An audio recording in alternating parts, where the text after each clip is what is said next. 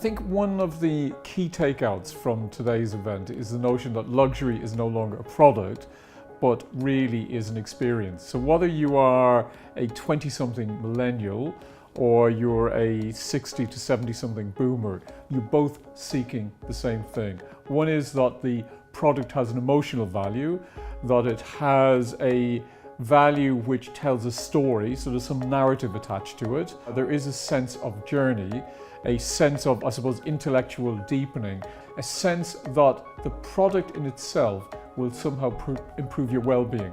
So as a luxury brand, hoping to engage with the biggest future luxury consumer, you can't afford to ignore Facebook. Facebook graph search, for example, which is still in beta with Facebook, is still, they're using that testing ground as a way for consumers to tell them what they want. And actually, I think luxury brands could learn a lot from that. You don't have to be perfect. Seem malleable, seem conversational, seem collaborative, and you can learn a lot from your biggest fans, basically, because Facebook is a portal for fans to interact with their brands. Think about that consumer, think about the people that matter to you, think about where they are and when to engage them. Also, what is crucial to luxury brands is generating hype for millennial consumers, because that way everybody wants the product. Everybody's looking for the product on Instagram and Tumblr and Pinterest. A great quote that I got from research on how millennials are spending in a recession is that there has to be real hype online for me to buy the product, let alone visit the store. Also, the tried and tested method of selling product actually still stems from celebrity.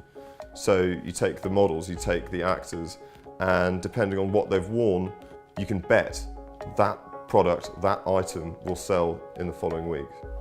But the reason why peer-to-peer recommendation is important on those channels is because that's what our word of mouth is now. Word of mouth isn't meeting someone and saying, oh, have you seen this, or going to a shop with them. It's about saying on Instagram or saying on Twitter, oh, have you seen this on that channel? It's no different, it's just that the peer-to-peer medium has changed. It's not face-to-face anymore, it's on a network. So traditionally, while luxury thought the internet was simply a way to explain the brand, to tell the story of it, now it's not just about selling the brand, it's about having conversations about it. It's about developing clear and separate voices that come from the same person. For a luxury brand, it's very important that you're talking to the right people, or the people that are going to buy your product. So really using targeted reach in the right way, and Facebook's an amazing platform to do that. So really what luxury is discovering is that core to its DNA is this sense of creating a carapace or a shield around the brand that uses social networks to touch people in different ways. It starts with that first finding your voice, communicating your brand story, heritage, either building a brand or just communicating your brand attributes, starting there, starting with storytelling. We have over 500,000 Facebook fans, 100,000 Twitter followers. So I think for us it's how can we use it in a novel way and engage the user even more. So I think it's part of the building blocks, definitely.